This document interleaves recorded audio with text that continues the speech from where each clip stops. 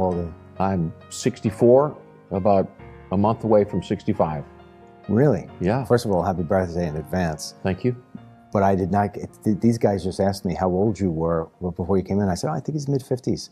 So good for you. Yeah. You're reading right. Well, I had my annual checkup yesterday morning, and then I had a clean bill of health, and the doctor gave me an attaboy. And Really? I was like, that's a big compliment. So Yeah. I guess prayers are paying off. The prayers are paying off. And exercise and eating right and all those things that your previous guest talked about, Dr. Colin Buck. Yeah. A lot of feedback. It's funny, a lot of feedback on that, in the sense that people, a lot of times, and I think this is a great segue for what we're talking about, because yes, if I have on my news app, if I have a story that says Trump slams Nancy Pelosi, and then the next one is cure for cancer closing in, out of 10 people, 8 will Trump click, and the other 2 will be about the cancer. The amazing part of that is that, God forbid, those 10 people who come with the cancer, they wouldn't care less what Trump had to say, right? So about Nancy Pelosi, right.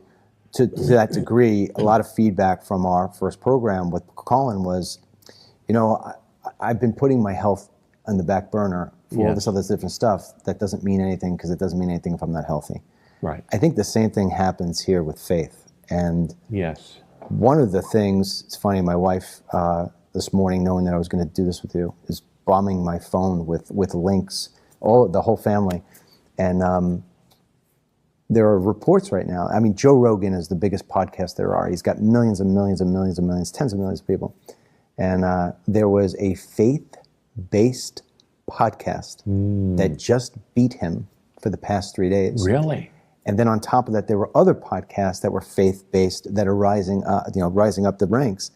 And I said, oh, wow, the timing is perfect on this, because I think I'm hoping people, and you would know this better, I think it's been kind of tough here in the United States on multiple different fronts for a while, for a long time. And I think when President Trump was shot at and hit in the ear and gave all the praise to God for making it so he turned his head, I think people checked back in with faith that maybe had left it in the background. You would know that better than anybody.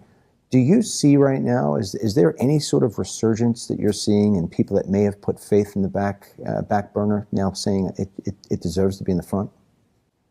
I'm trying to grasp where to start with my answer, but I know that there have been some research is done, some surveys of faith in America, and there's a category of people who don't have any faith, and they've been labeled as nuns, N-O-N-E-S. They are nuns because they haven't grown up with faith. They don't have any faith. They have no real yearning for it, evidently. And so there's some real concern about, and another term was called the Great De-Churching, and that's the name of a book actually that came out right after COVID. And so there's people who have been leaving the church in abundance, and it's not a new trend. I'm an Episcopal priest. The watershed height of numbers in the Episcopal Church was in, I think, 1967, and it's been in decline ever since. So it's a long trend of, I guess you can call, secularization, but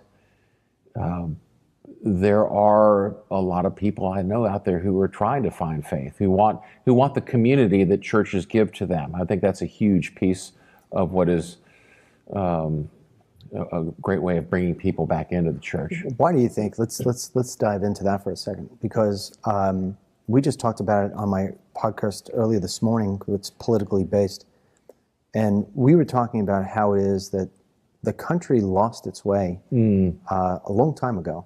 I've seen it in my lifetime. I'm sure you've seen it in yours, your life. I mean, and sometimes I wonder if it's not the advent of technology that did that. And then other times I say to myself, I think it was that the media sort of went to war on God and on faith in general.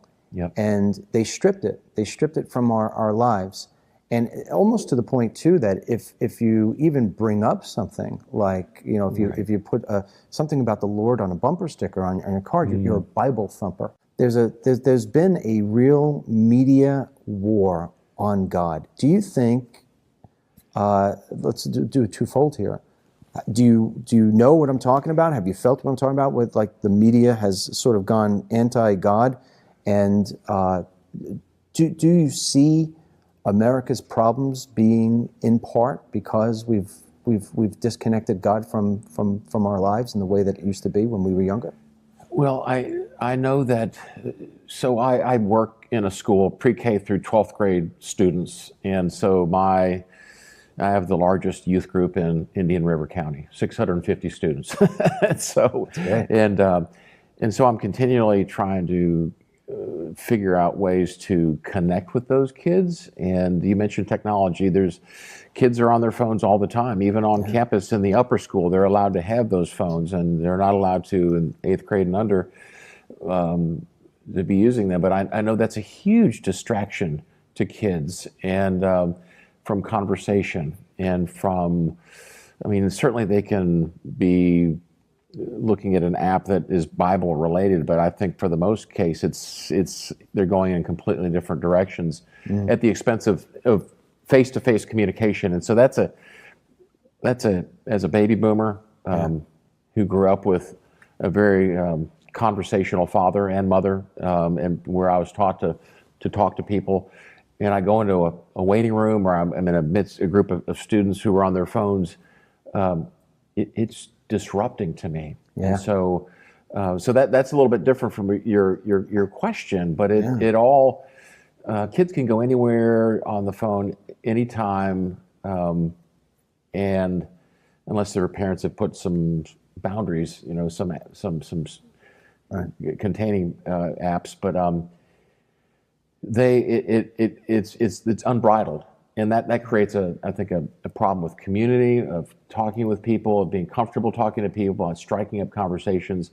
And those are things that we learned to do growing up. Absolutely. I think that irks me. And there's no way to stop that, Father Barrett, because the technology is only getting more advanced. Yeah. And to that degree, I mean, like my daughter this morning, Kelly, you know her well. Yes. She was dressed beautifully. I mean, I walked down the stairs. It's the first thing I noticed. Yes. And I said, "What's going on?" And she said, "I got chapel today." Yes. And so I didn't tell her to dress like that. Now, I don't know if that's prerequisite or whatever, but it didn't matter. It was, I liked it because it indicates this is something special. Special. And so you're going to wear better clothing than you would to gym day or science day or whatever it is. Today's chapel day. Yes. And so I like that because it gets them into the mindset of this is a special thing. And especially when you have all those distractions that technology poses. I mean, I know as a parent, as a parent, you're battling against that computer and against that phone and against all that stuff constantly. Imagine what God's up against. Exactly. Yeah. Exactly. And it's, I think, I always want to have hope, but there's so many distractions in that appendage. It's with us all the time, that can take them away from a real, genuine, authentic conversation that'll develop a relationship. And it's more like a side-by-side. Kids are on their phones doing separate things and talking a little bit. See, I get disheartened by it quite a bit. We have a son who's in the same grade as your daughter, Kelly, and they're great kids, and we've done, I think, a pretty good job training them, but they're also adulting, and so we're trying to teach them to self-govern and to really put God first, and it's just hard to do. Well, especially too, we go back to But we do have chapel. We do have chapel at school, and I just finished chapel today, right before I came here. And it was great. Was it great? Yeah. The kids were listening. That's promising, right? Because when you're there talking about faith in God and things of that nature, and you've got people staring back at you, they can't. I'm assuming you take the phones away. Yeah. Is it no phone policy? Yeah, no phone. So now they're dialed in on you, and you're an interesting storyteller to begin with. So now you're getting their attention. So you are seeing that there's an interest. And here's a positive thing, just from yesterday. So I had a senior boy just got into a faith-based Catholic school in New England. Okay. And I was so excited to hear this.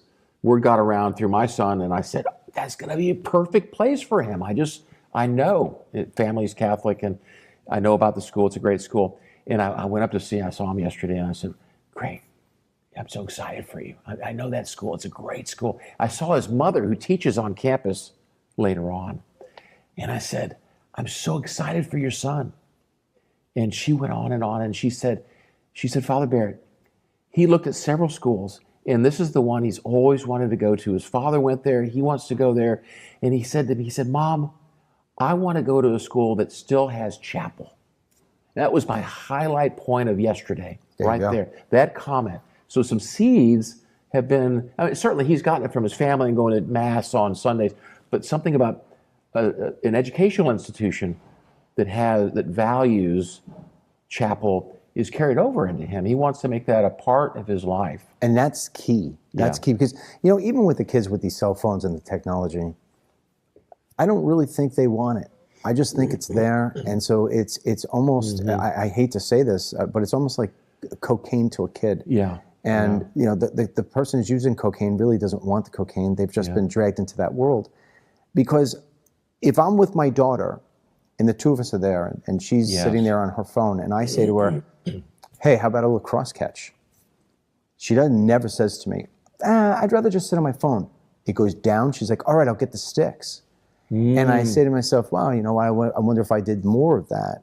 She's, instead of having that 6 inches in front of her face, that's really giving her nothing other than God knows what diseases, right? Long term. Now she's going to have that interaction with me. If we brought that another level that said, hey, let's go, we're going to go to church. Let's go to church, put that phone down. And so there's a large responsibility as parents in the same way that you tell your children, right? Do your homework, make your bed. Let's go to church. Let's go to church. In order to do that, Father, obviously the greater job for somebody like you, I would imagine, is to get me, who's going to sit there and tell you, well, I've got 2 businesses to run and I've got, I've got a golf. I mean, it's got to be, because kids are still somewhat under the reins of the leaders. Right. But when you've got the leaders not following into what's supposed to be, that makes it even harder. Yes. Are you, I know because we've sort of solicited each other in such a way to where mutual friends came up and said, hey, Dennis, we want you to be part of this dads in prayer sort of thing. Yes. Yeah. And so are you seeing a positive reaction to those sort of groups? Because I know the first thing I came up with was like, I'm busy. Right. And then I'm like, wait, am I too busy for God? What is wrong with me? Right. That's going to get started, I think, pretty soon. I'm really excited about that because the moms already are up and running in their meeting, and they're like 50 or 60 moms now, which is really exciting. And so there were some dads who said, let's get this started with the dads. And my wife told me, well, John, she doesn't call me Father John, and you got to work on that. You got to work on that. She said they've decided to meet at 6 o'clock in the morning. I don't know what day of the week it is yet. And I said, "Are you really 6 in the morning?" And our children's Bible study is at 7:15, right? Okay. So she said to me, "Yeah, that's when the 2 organizing fathers said that most of the dads want to go. That's when they can go." And then she said, I won't mention him by name. There's a dad, I know he's a man of faith. He's very busy. He's a successful businessman here. He is so excited to be joining this group. And it's just something's been made available to him. And he's going to have fellowship with other guys. And they're going to be in the Word. And so just someone stepped forward and made this happen at an appropriate time. And 6 o'clock's early. That's pretty early, but a lot of guys work out that time anyway. They're exercising. So why not exercise your spiritual muscles? Absolutely, but think about the commitment that is, right? Yeah. So I mean, at 6 o'clock in the morning, that means you're going to be getting up at 5:15, 5:30 at the minimum to get somewhere else. Yes. I mean, that's a commitment. That says to me that both, because you're saying the women group, and I know because my wife's part of it, and I've seen a change in her since she's been in that group. And we'll get to that in a minute. But yes, the fact that people are willing to put it first Right. in the day, and the fact that they are willing to get up so early to do it, says that people are thirsty for it. I think so. Yeah. I think they are. And this gets back to your original, or some things you were laying out earlier, Dennis, is, and I talked about that term, the nuns. I've done some research. Some youth pastors have said, okay, even though that's true, we're in a very secularized culture. They said that students are primed they're open to spirituality. They want to know about God, and they just need to have it made available to them. Otherwise, it gets, they're putting their light under a bushel. Yeah. Or our culture is snuffing out their little flame in them. And so I think that if it's made available to them, and there's the right leaders, and people are invited, it's winsome, it's exciting. The Thursday morning boys' Bible study, and I call it the best day of the week. I said, this Thursday morning is my favorite. We're not supposed to eat donuts, but we bring donuts. And some people bring something a little healthier, but it's really engaging, and the kids are getting, it's meaty, it's substantial stuff, and they want it. They want it. They do want it. And just even when you look at, I just had somebody doing an interview in the same style, which will run in the weeks to come, but we were talking about gangs. No child wants to be part of a gang. The reason why they go into a gang is because they're lacking the leadership at home. Many of these young men, their fathers are gone. Yes. They want to have that feeling of community, love, family. I mean something to somebody. And so they enter the gang because that's the only family they know. And then, of course, the gang goes into a bad direction or whatever. But if you look at the initial reason as to why somebody enters into that gang lifestyle is because they are lacking love and I would even say faith at a moment in their life where they're thirsty for it and they go in the wrong direction. It's not because they dreamt of, I can't wait to be 13 without a dad and I want to get into that gang so I could steal stuff and sell drugs. It's not the case. And I think the same belonging. It's belonging. Yeah. And I think if you go back and take a look at kids who even do have a family life, right? Mom and dad are so busy running around doing all the different things. We get caught up in the rat race. You got the phones, you got everything else. And here it is, we're talking about how kids are saying, I want to go to that college because it has chapel. My daughter says, I want to get dressed up today because it's chapel. These children really want it. It's got to be up to us to deliver it, to grab their hand and bring them. Right. And in preparing for this conversation, which I'm enjoying, shall I say? You say you're not going to walk out? I'm not going to walk out. We got a lot more to say. There is a mandate in the Bible to pass, it's a generational, passing the torch, passing the baton, passing the word of God on to our children. And we're always just one generation away from a lapse, right? Absolutely. And so, and we're supposed to abide in His word, and it's a family thing. It's a communal thing too, and it's really huge. I don't know when it happened. You're smarter than I am on this topic, but at some point, it's like America forgot. I mean, you can't see it from here. You don't have to turn your back, but when you walk out, you'll see it says, "In God we trust." There's a sign right there. And the reason why I put it there is because I want every day that we walk in and out of this building to remember that, without God, we have nothing. Without God, we are nobody. Yes. Right? Everything that we have in here is because of God's grace. Amen. And I've lost sight of that for a very, very long part of my life, where you just get so busy, and at the end of the day, I would have told you, this is all like this because I'm great. Yeah. And it's not the case. And so when you become more humble again, and you realize the fact that you're one of God's children, and that He ultimately is everything, I wonder why the media, going back to that question I asked you. Thank you. Why the media has gone in such a direction to where they know that God is missing in our lives, and they have forced it in such a way to where when we were younger, it felt like it was the white picket fence and the shows were based on Sunday church and holding hands and saying grace before dinner. Yes. That's never in the movies anymore. No, That's oh never my anywhere. goodness. Okay. Why did they strip that out? And do you think when they did that's how the turn started to go south? Oh my goodness. I know that there's a lot of skepticism about God being alive and wanting to be a part of our lives, and that He's with us. He wants to comfort us. He wants to care for us. He wants to give us purpose. He wants to give us our identity. He wants to give us all kinds of things that He wants to give us direction. And about the Bible here, and it gives us a moral compass, right? Yeah. And so there's. I don't watch a lot of television, and partly because of what you're saying. Yeah. It's gone off the rails. We're not watching the Waltons anymore from the 1970s, right? Right. And so Bring it back. and so there's skepticism, there's animosity, there's persecution's a really strong word, but I think there's some form of that going on in our culture. Like, I'll give you an example. The Passion of the Christ. Mel Gibson couldn't get anybody to fund that movie. Right. And then finally he said, I'm going to fund it myself. And I mean, it was, he struck gold. He made himself hundreds of millions of dollars. So big mistake on Hollywood's point, because they could have made a lot of money.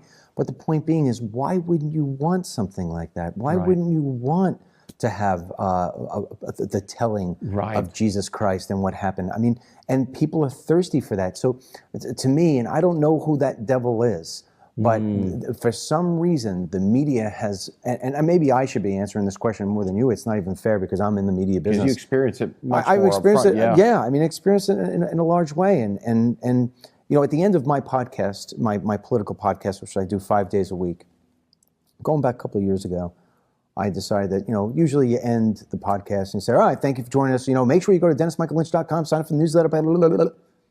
And we don't end it that way anymore. So the way we've ended it for years is at the end, we say, all right, God willing, we'll be with you again tomorrow. Until then, God bless you, your family, the United States, and Donald J. Trump, or whoever the president is. I can pray today, too. Yeah, and then what we do is we give a blessing to one of the people that are there watching. Nice. And I've gotten feedback that says that people say, maybe it doesn't say a lot for my show, but they say that that's the favorite part of the show. Nice. Right. And so I think we have a responsibility to push back on that media, maybe not by going to war with them, but just by making our message even more special and by making our message even more bright and interesting.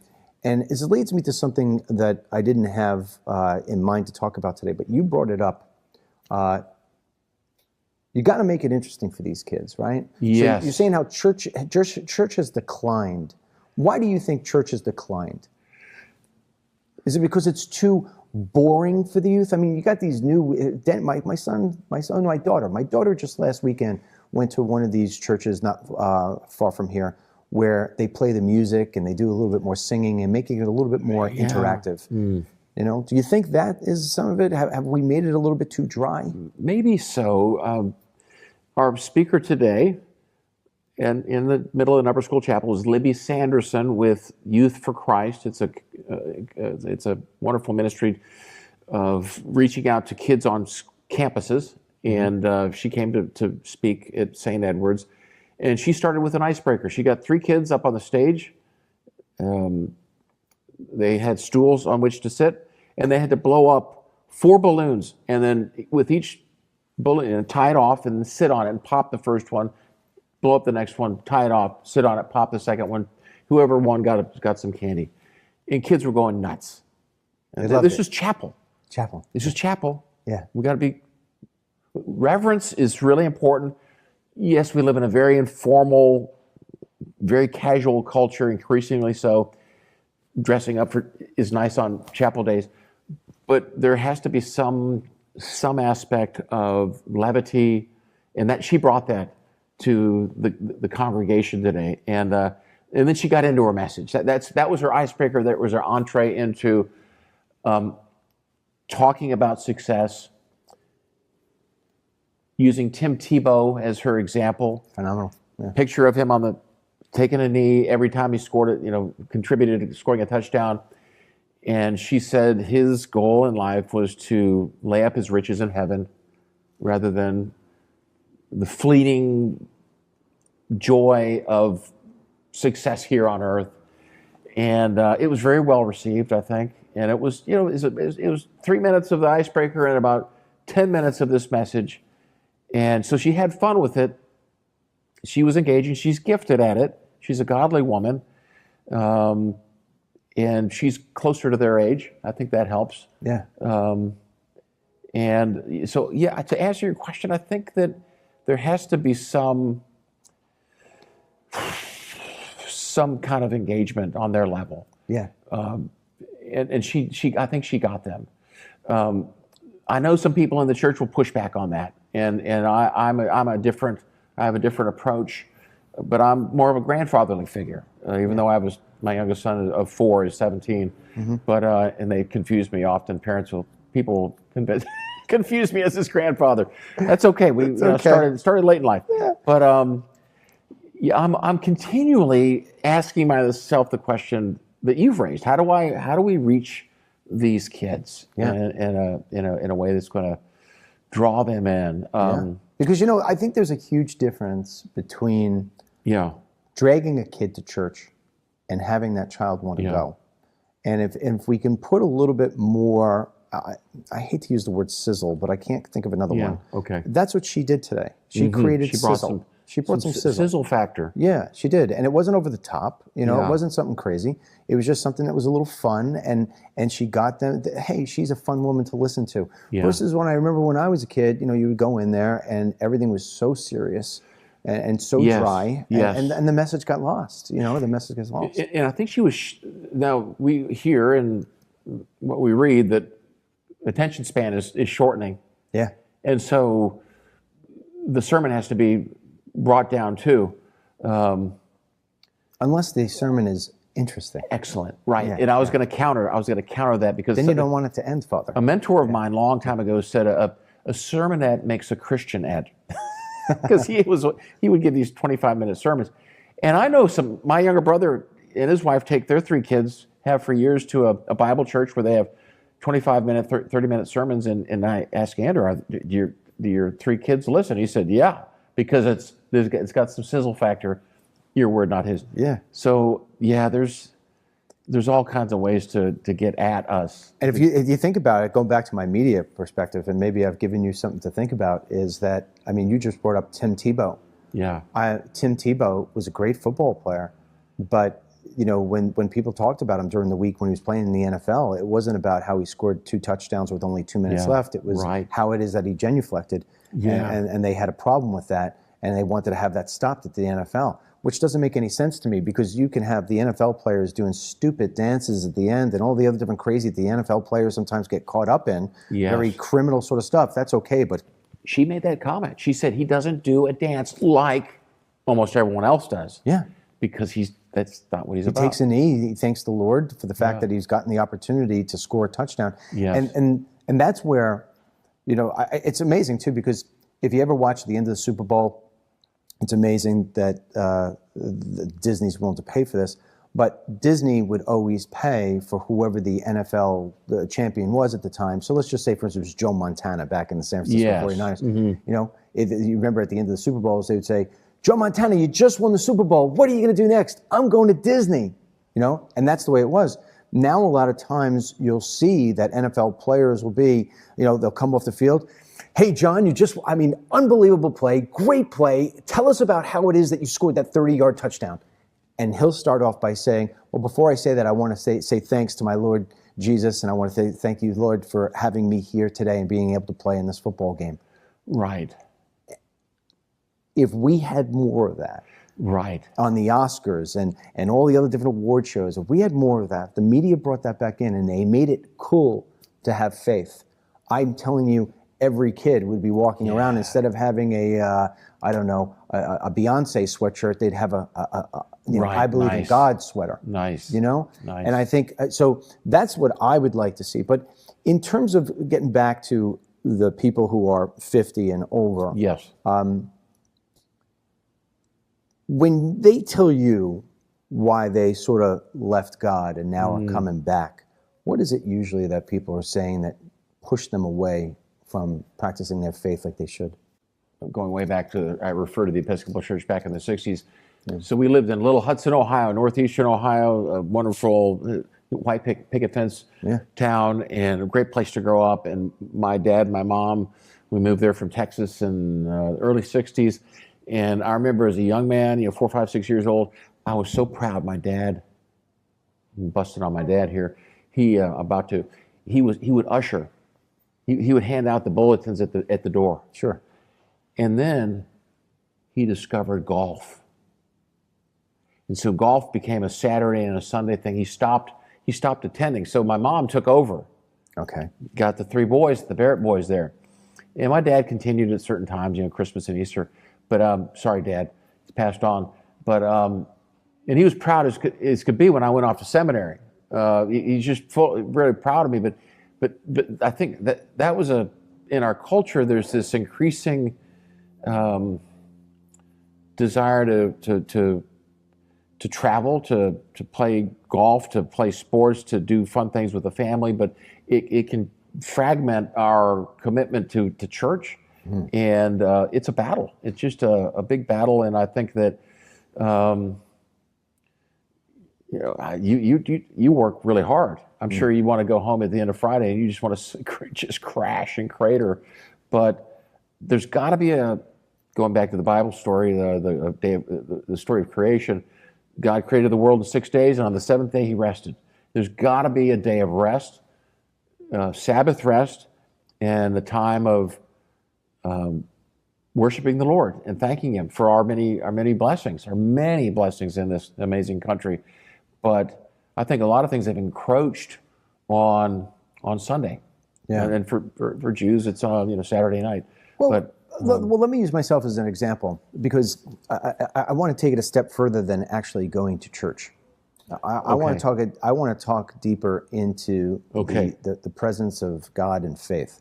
Yes. So I'll give you a little story of myself without going too long.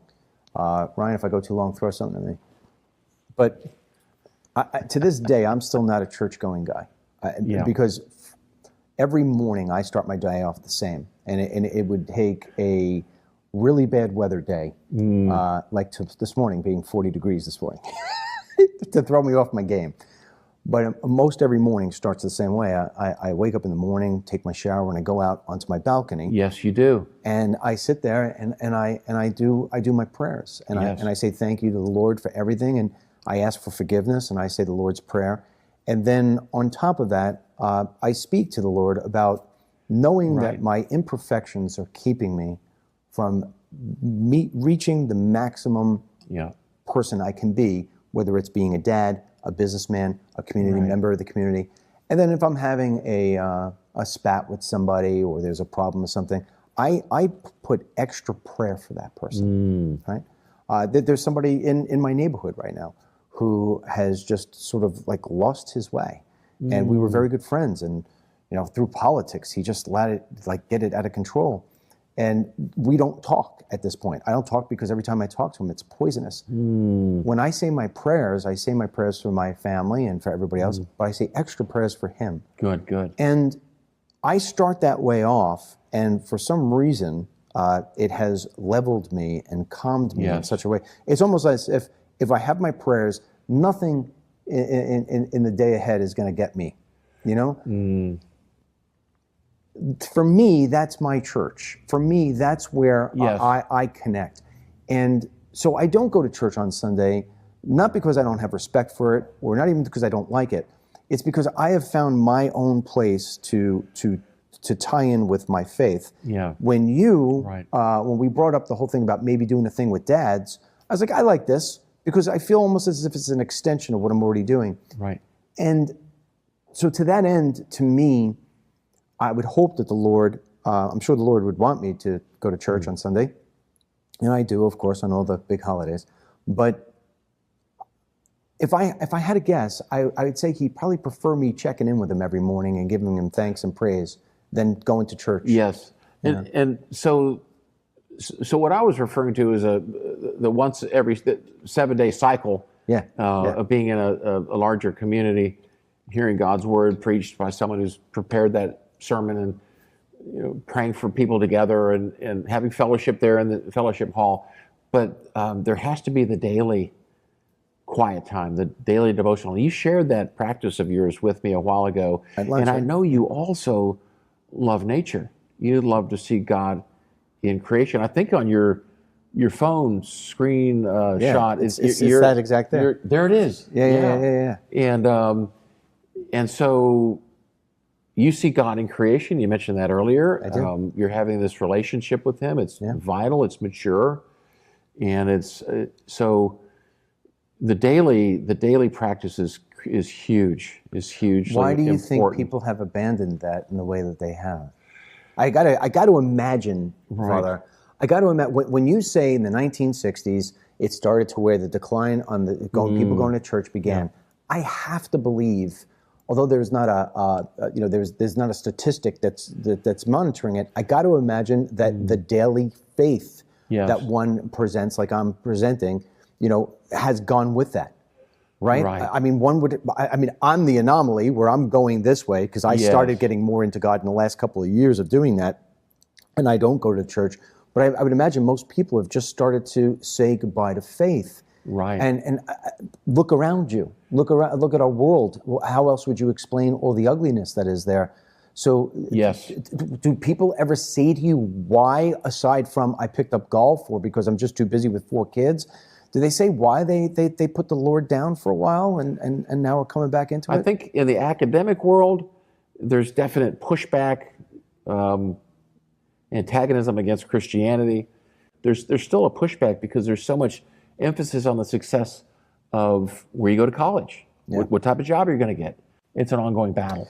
When if I were speaking to kids and they said to me, wow, you have 1 million people on Facebook.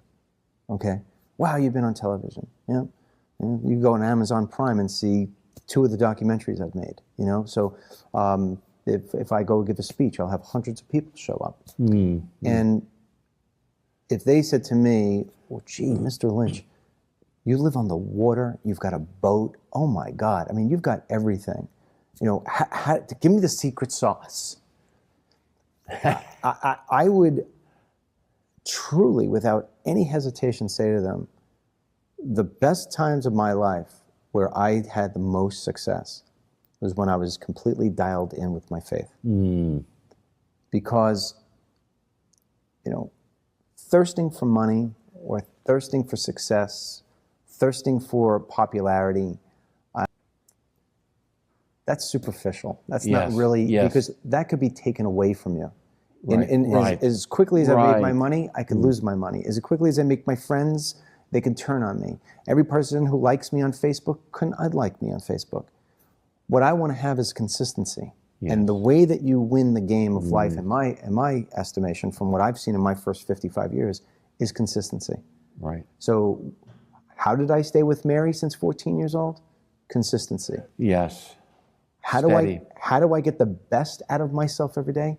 A consistency of dialing into my faith and recognizing the fact that I can't lie to the Lord about who I am. Right. He knows if I'm being fake on Facebook. Right. He knows if I made money because I cheated. He knows if my house isn't as beautiful inside as it is outside because I really don't take care of it. He knows this. I can't trick him. So when I'm honest with the Lord, I'm honest with myself. Yes. And so it leads me into another thing I wanted to talk to you about was one of the things that I know that I guide myself by, and here's how it is that I came back into my faith, because I was an altar boy, used to go to church all the time, and I abandoned it. I abandoned it because I got busy, I had kids, and I didn't feel like I was getting anything out of it. I was getting more from going on Facebook Lives and making myself some money. It wasn't until I got sick, and I wound up getting sick a few years ago. And then when you're sick and you realize the fact that all those things that you built up, all those material things mean nothing if you're laying in a hospital gurney. Yes. I do what everybody else did. I start praying to God, please get me out of here, please get me out of here. And it occurred to me, because it was the most serious thing I'd ever gone through, that you just can't call upon God when you need something. Correct. And fair weather friend. Yeah, you can't do that.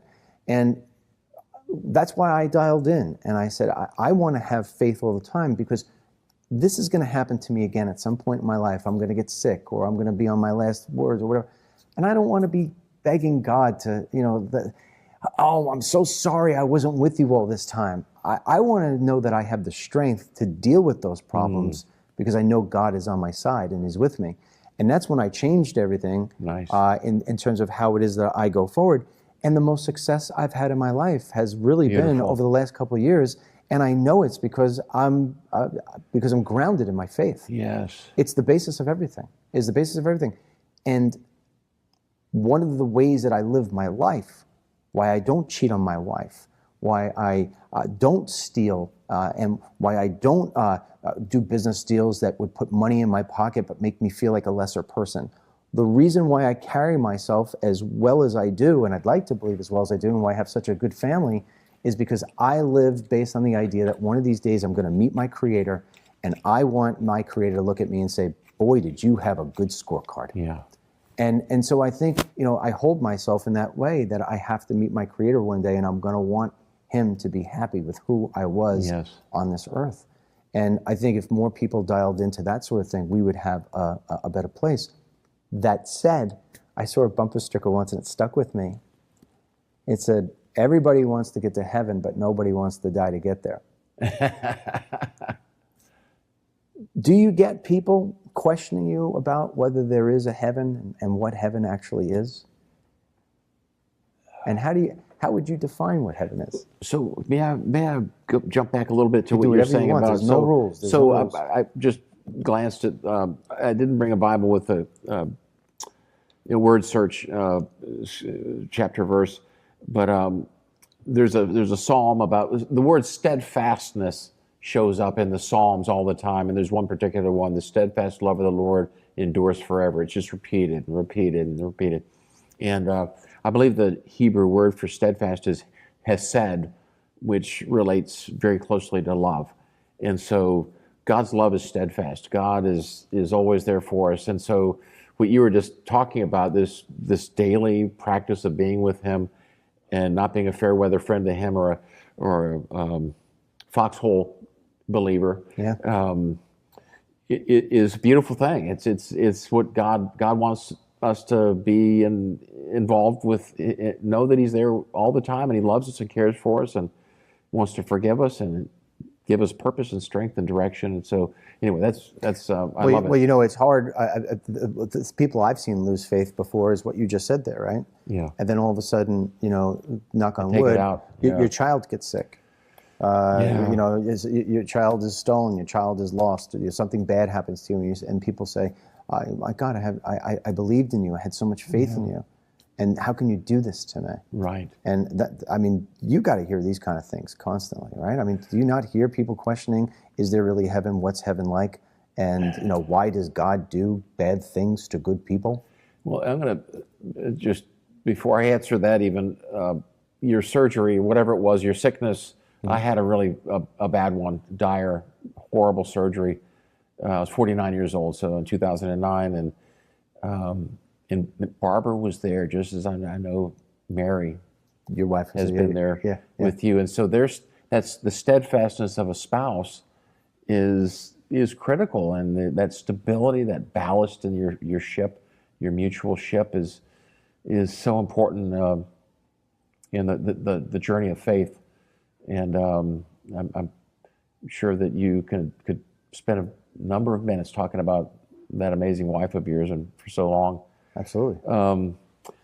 I don't have a lot of people talking to me about, God failed me. Why would God make this happen? Let this happen? Well, what would you answer to somebody if they did say that to you? I tell them to read the book of Job. And what would they get from that? It's a long book, and by the end, after some really dire loss, sickness, friends who've betrayed him, criticized him, but God apparently seeming to have abandoned him, he comes out standing strong with God, and it's a powerful book. There are books of passages of wisdom in the Bible, like some passages in the book of Proverbs, where you do right and it ends up being right for you. But there are some books, like Job is one, where it doesn't work out that way. You no matter how good you are, this righteous guy Job, bad things can still happen to good people, and that's not a sign that God's abandoned you. But that's how people feel. That's how they feel. That's how they feel. I went to church every single day. I prayed every single day. I gave to community. I gave to charity. And you made it so my daughter got sick. Exactly. And I don't want to soft pedal at all the darkness of life. There's a lot of things that cause us to become very down in the dumps, depressed. And this is why you have to have people of faith who can come alongside of you. And I'm speaking about that from experience. Yeah. I mean, we'll go back to the heaven part there for a second.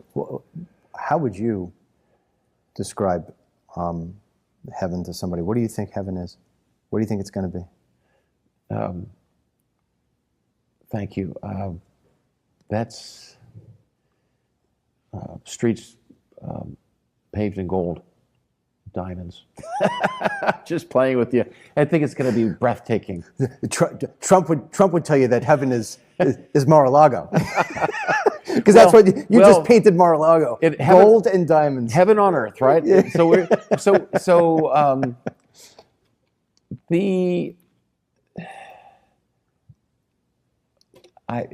Revelation, the last chapter in the Christian Bible, Revelation 21, has some beautiful images of, and I could read. I brought.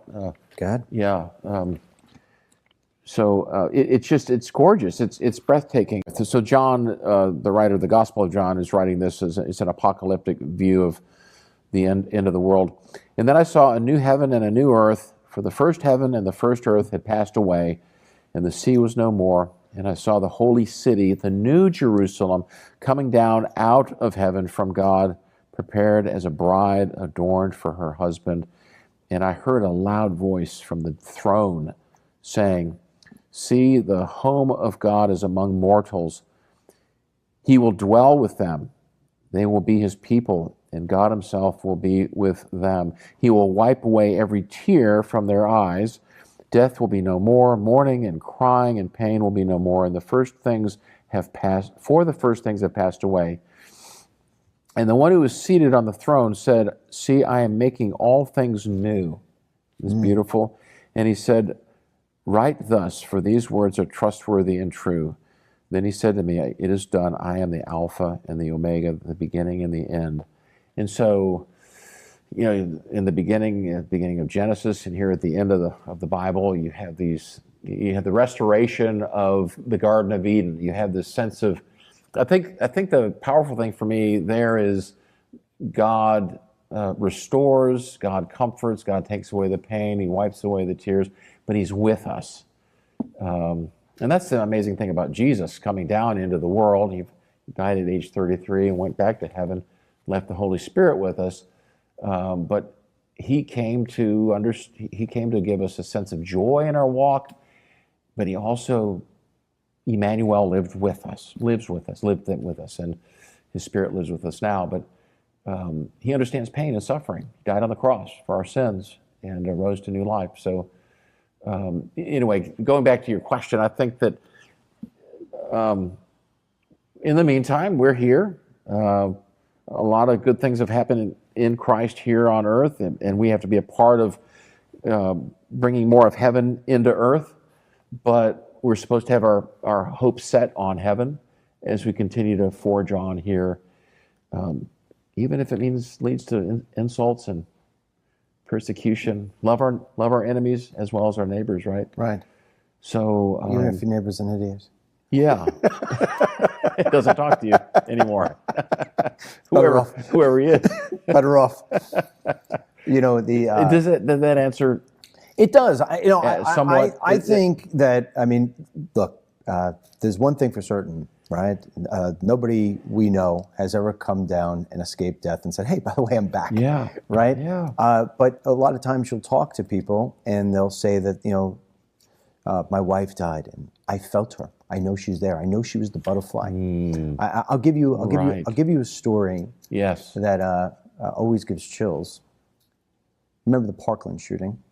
Yes. Of course, right? So back in those days, when that happened, I was still doing a lot of stuff with Fox News Channel, and I decided that there was a gentleman. His name was Andy Pollock, and his daughter died. Meadow was her name, and she was a senior. She shouldn't have even been in that building because that building had a lot of lower class, freshmen and sophomores and stuff. And the way that the report came back was that when the shooter was doing what he was doing, she jumped on another young girl, and he got her and multiple times shot her and went through her and killed the girl she was underneath as well. So just horrible, just a horrible thing. And Andy, the father, was determined. Long Island guy, tough as nails. I'm going to hold everybody accountable for let this happen. And he was like the little dog that wouldn't let go of the pant leg. He was in it. And so I engaged with him and tried to help him get some laws passed and everything else like that, and was teaching him how to go on television and conduct a good interview. And I just did it out of the goodness of my heart because I saw this man on TV. He's in Florida, but from New York. I could relate a lot to him. And I said, boy, does he need some media experience? I'm going to give it to him. I'm going to help him. Sure. So we wanted to become good friends.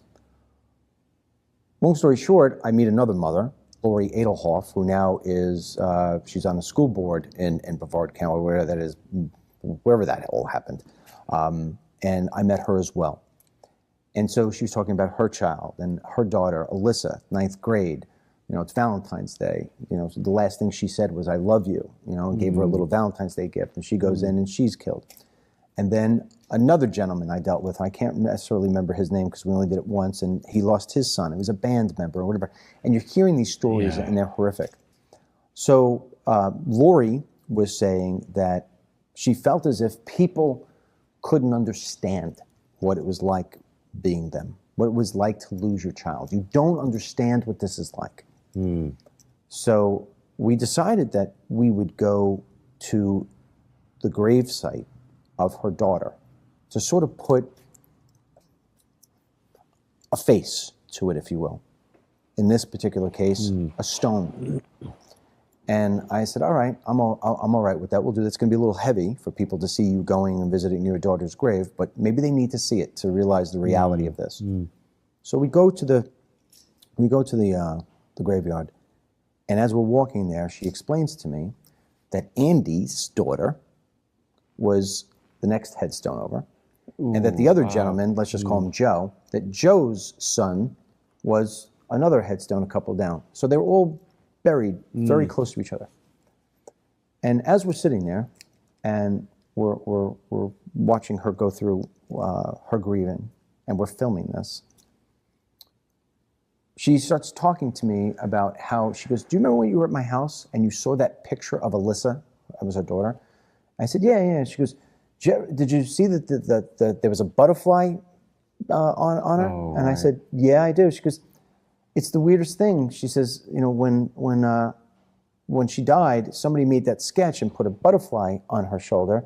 And I said, well, why did you do that? And she wasn't into butterflies. And the woman said, I don't know. Something just compelled me to do it. And she says to me, when we came here, visited her for the first time after her death, there was a single butterfly that was flying around here. And I said, what does that mean to you? And she says, it means that my daughter's in heaven. And I said, oh, wow. And as we were done, I said, I think we got enough. We turned around, we started to walk out. May God take me if I'm lying. 3 butterflies right in front of us. And we caught it all on camera. And I mean, the chills that I had on this for those 3 people there. And at that point for me, what I painted as heaven was, we all look up to the sky. I think heaven's right here. Yes. Heaven's right here. Yeah. And it could come in any sort of form. And as in the way I lead my life, and I'd love to see, and you could criticize it if you want to. That's why I'm asking you to be here, to kind of give your insights. But I think heaven is, if you give people forgiveness and people love you and they forgive you and you give that back, that eternal love will always be there. I may not be able to touch your hand. Yeah. I may not be able to kiss you or sleep with you or do whatever else. But spiritually, I'm going to be with you. You're going to feel me because God is allowing us to connect in such a way. Yes. Whereas if I was a horrible person and I was, the shape of the devil, so to say, I would never be able to get to experience that love again. I would be forever in torment. And so to me, whether it's a butterfly or a bird or a wind comes by or whatever it may be, I think heaven's right here. Yeah. That's my thing. And I come away with that because of the way I don't believe in coincidences. There's no coincidence in this. Right. One butterfly to one time when she was by herself, now we're there and we're saying these are the 3 kids, we turn our heads and there's 3 butterflies. Sure. You can't make that up. Sure. You can't make that up. That was a long story, but no, it's beautiful. That to me is heaven. Heaven is knowing, that I'm right there with my mom in the form of a butterfly. Right. And it's so easy to become bitter when evil things happen. Yeah. For instance, a child is shot in the way. Yeah. All of them were shot. And so bitterness can continue to just gnaw at our souls. Yeah. And forgiveness in Christ is the way back. That peace that passes all understanding. And that Revelation 21, the heaven it was coming down. This restoration of the earth. Even though there's this fading away piece, there's something. This is beautiful where we live. There's a lot of destruction. There's a lot of mess that we've made of it. But my goodness. And that's the thing that the media never. It's there's an old saying in news: if it bleeds, it leads. And that's unfortunate. So I go back to the whole thing. Hey, cure for cancer, 2 people will click. 8 Trump slams Nancy Pelosi, 8 people will click. Yeah. We put on our news app every single day. The first thing every single day is the morning verse. We put a verse up there. Ryan does it. Nice. And unfortunately, Pastor Ryan. No, Pastor Ryan. Yeah, Pastor Ryan, right there. Pastor Ryan. Father Ryan. So it's pretty good. I'm gonna call him that. It's gonna stick. But unfortunately, it's not the most clicked item on our daily agenda. It's the fires in LA. It's the, we're going to buy Greenland. It's all these different things that everybody's hearing right now. And, we do get the people who have the verse. And when we stopped doing it for a while, we got, why did you take that away? All right. So we put it back. But unfortunately, if it bleeds, it leads. And people are distracted from it. And, that's, I'd like to see, and I think it's really through people like yourself, who are going to bring that back to where more people click on, the verse for the day than they do on what the biggest disaster is. Right. We're going to take a break for a second from Father Barrett just to talk to you about DML CBD for a second and how it is that I think it can really, really help you like it did me. I was telling Father Barrett about how it is I go on my balcony every single morning and do my prayers, but I also do my breathing, meditating, and stretching. And about a year ago, I was doing it, and I started doing Facebook Lives about it just to show how it is that one can meditate and really help themselves enrich every part of their life. And in doing that meditating, I was putting oil on my shoulders, on my neck, on my back, and people in the live comments were asking me, what is that you're putting it on and what is it doing? What I was putting on was Miracle Me, DML CBD Miracle Me 6.7 ounce body pain relief oil. And what it does is it takes down the pain. It makes it so this way the muscles in the joints feel great again. And so I explained that I did that every single day because after I had done my prayers, I would go out for a walk. This enabled me, because I put it all over my body, this enables me to walk without any kind of pain, to do all the stretches without any kind of pain, because that was not where I had come from a year before that.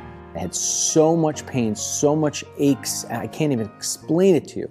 So we created a formula with 22 essential oils, the best there possibly is, all pinpointed so this way the aches and pains that attack your body would be gone.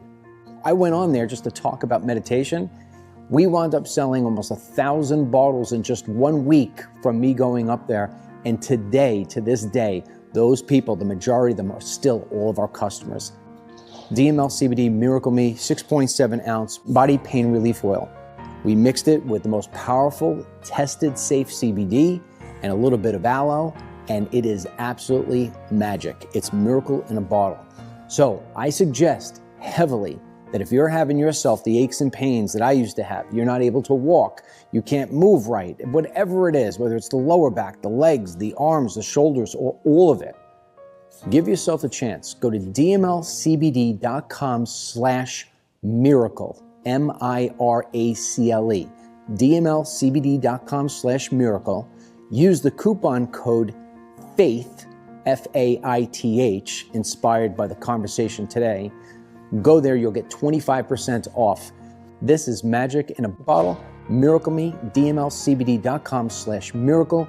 You will not be disappointed. Coupon code for 25% off is FAITH. Now back to Father Barrett. What made you want to become a pastor? That's a great question. I went to an Episcopal college, Sewanee, the University of the South is the full name, Sewanee, Tennessee, small liberal arts school. And so I knew the church, but it wasn't until in my mid-late 20s and even early 30s that I had these, I guess you could call them awakening experiences, where I went to something called Faith Alive. Barbara and I went to something called Curcio together, sometimes known as a walk to Emmaus, like a 4-day weekend kind of a arrangement of renewal. And I went to some churches and fell under the preaching of some really wonderful, godly, spirit-filled men who loved God's word. And I just started to feel this call to become a minister. And it really didn't make sense to me, because I didn't see myself as being a minister in a church. But that's kind of what I understood ministers did. They worked in churches. And then suddenly Barbara and I were in church one night during Advent in Dallas at the Church of the Incarnation, and in the middle of the service, it dawned upon me. I looked at her in the middle of the service and I said, "School chaplain." She said, "That's it." She knew I was discerning going off into the ministry, but it didn't quite grab hold of me. It didn't, like, the ball didn't drop. But at that moment, it wasn't a butterfly, but it was God's presence, right? It was God's, the Spirit was saying something to me. And so I began the process of what's called discernment with a minister, Doug Travis, bless his heart, little old St. James in East Dallas. And before I knew it, I went off to seminary.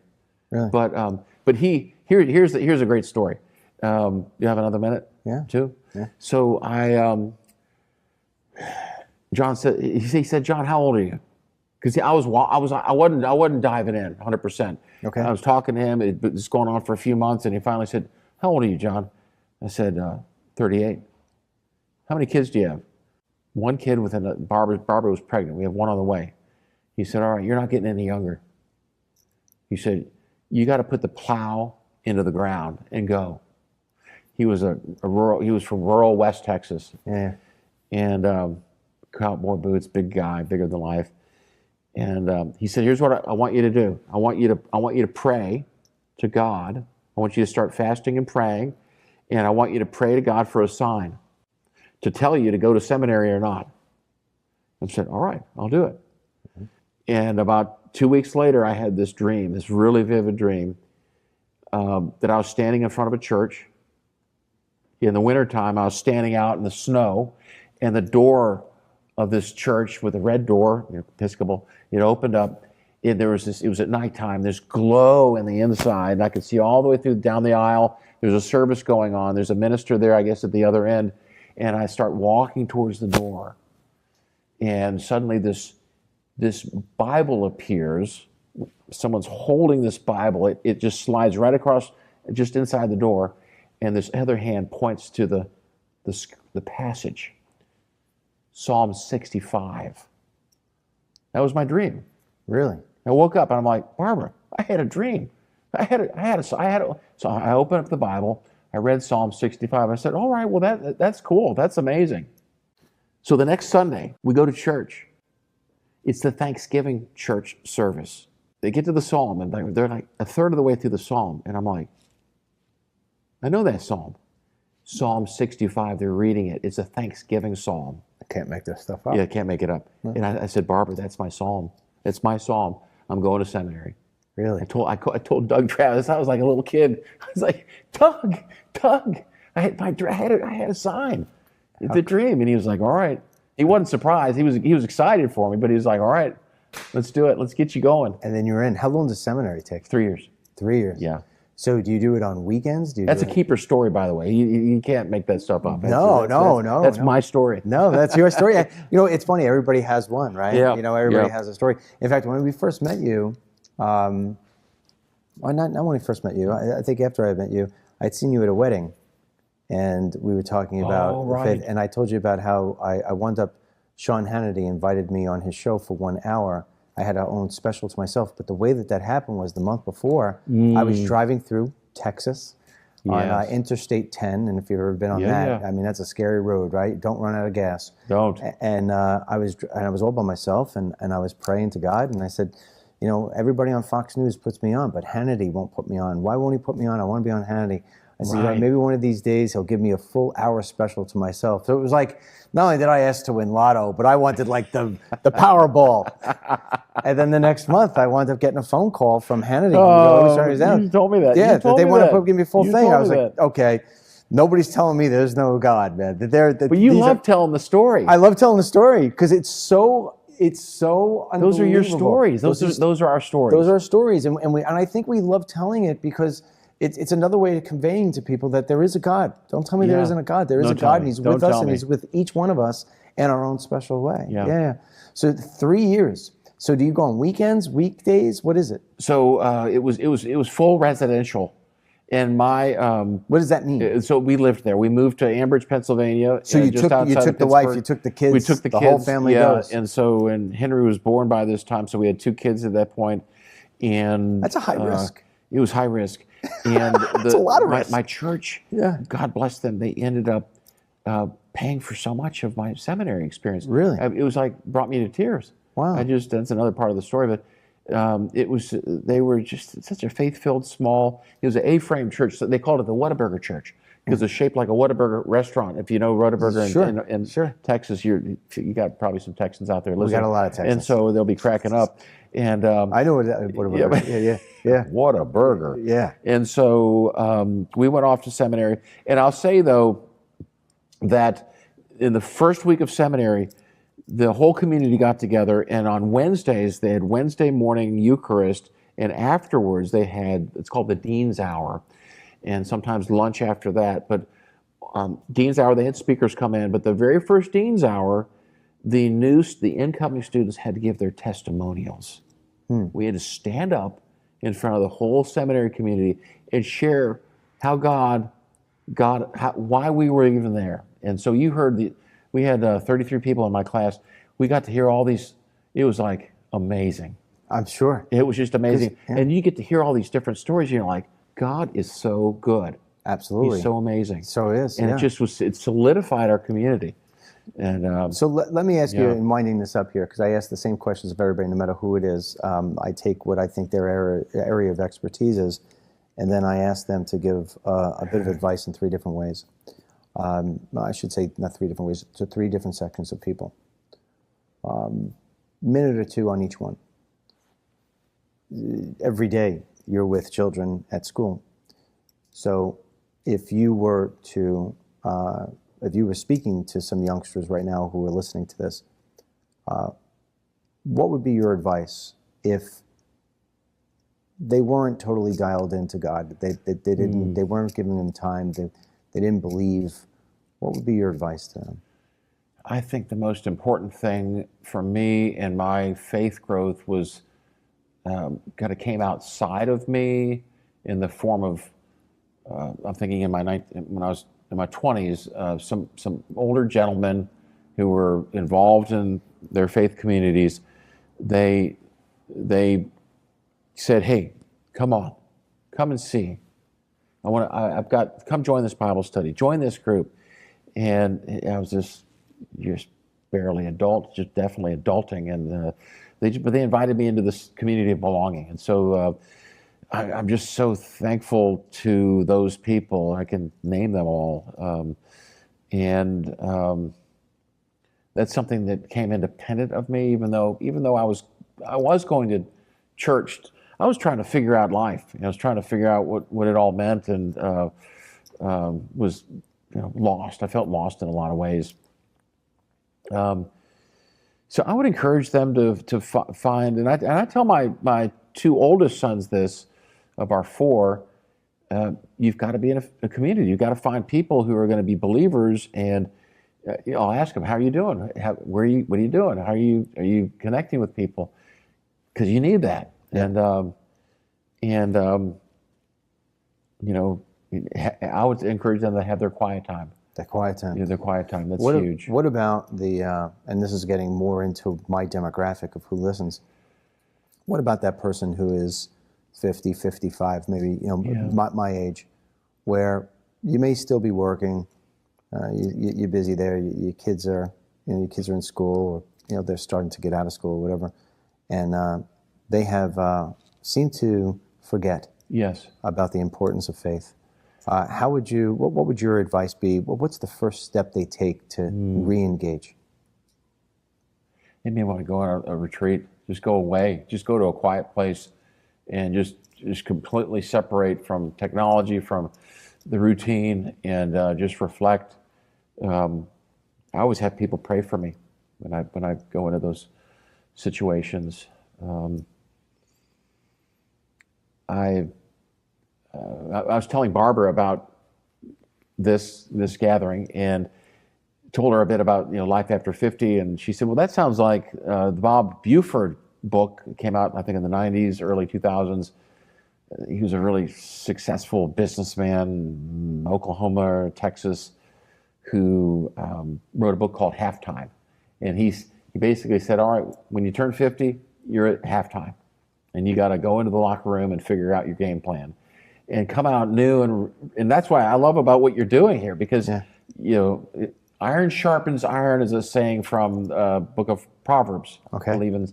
So we have to have a game plan for the second half of life, and be involved with intentional relationships with other men and women who can sharpen our iron, and it's a beautiful thing. Yeah. And I just by the way finished my doctorate. I've got a doctorate in ministry, and so and part of my wanting to finish this 5-year project last May was to prove to myself I could do it, and I think there's a lot of things that we can continually engage in right now. Yeah.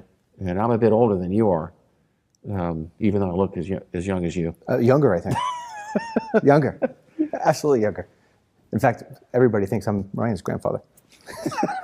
I get that all the time with Matthew, all the time. But what about the people, because I have a very large audience of people who are, 65, 75, 85. In fact, we just got somebody the other day said, I'm 90, I watch you every day. Yeah. They know that there aren't a whole lot of chapters left in the book. Yes. And, nobody ever wants to look at that. I go back to the bumper sticker. Everybody wants to go to heaven, but nobody wants to die to get there. What do you say to those people who realize the fact that time is limited, and well, that's a great question. who are starting to question some of the things I questioned you about? Like, yes. Hey, what's the heaven look like? Where am I going? What's the best way to get there? Yeah. I mean, what do you say to somebody who's had their whole life, they've had the experiences, and now they sort of know it's time to wind down? So again, I'm 64, and I have 5 or 6 great high school buddies, and about 12 or 13 college buddies with 2 separate threads. But the high school buddies are all retiring, and I think I'm the last one. And 2 of them just retired this last fall, and they want to spend more time with their wives and their kids, and slow down and enjoy life. But I have a few more years. I've got to work. I have to work. I want to work, and so, but I'm definitely. It's really kind of jostled me. I feel up here that things are still pretty sharp, but the the ability to do what I did when I was in my 30s and 40s and 50s I can't do it, you know. So I feel I'm very aware that it's a shift in what I think the Lord wants me to do, and I think it means to raise up people under me to do what I've been doing and to create a living legacy, like at St. Edward's, of what I've established with Barbara and your wife and other moms and dads, to have something carried on, you know, with the next generation. But I want to step back and write. Kind of like, oh my goodness, I've got all these things I'd love to write about, and I can write about, and that's exciting to me. I'm trying to find what gives me joy, what God created me to do. You know, going back to what you said about giving some sizzle. Yeah. I'm Chaplain Barrett, or Father Barrett at school. But at my previous school, I would give rap songs. I'd write rap songs and deliver them in chapel. And I had one ready. Sizzle. I had one ready to give like 4 years ago at St. Edward's. And as soon as I said, I'm going to give a rap song, the kids went nuts. Really? And one of the kids yelled out of turn, "What's your rapping name?" And I said, "It's Chap Daddy." And they went crazy. That's good. I don't even think they listened really to what my rap song, because the rap song was a gospel-driven rap song. Sure. Anyway, but this goes into the category of reflecting in life, and at this stage, and I really want to do what gives me joy. I mean, I know that there's sacrifice in the Christian walk. Jesus came to serve, not to be served. But I think that doing those things that really He gifted me to do, and to do it with joy, is what I want to kind of lean into. Kind of a final thing there is I've been doing Habitat for Humanity, and there's a gentleman, every time I go to Habitat, there's the same guy is there all the time. And I asked him the last time I saw him, "Jim, why do you do this? I see you here all the time." He's just a humble, self-effacing guy. And he said, "I moved down here years ago. I've been doing Habitat for years. This is what I love to do. This is where I can pour back into the community."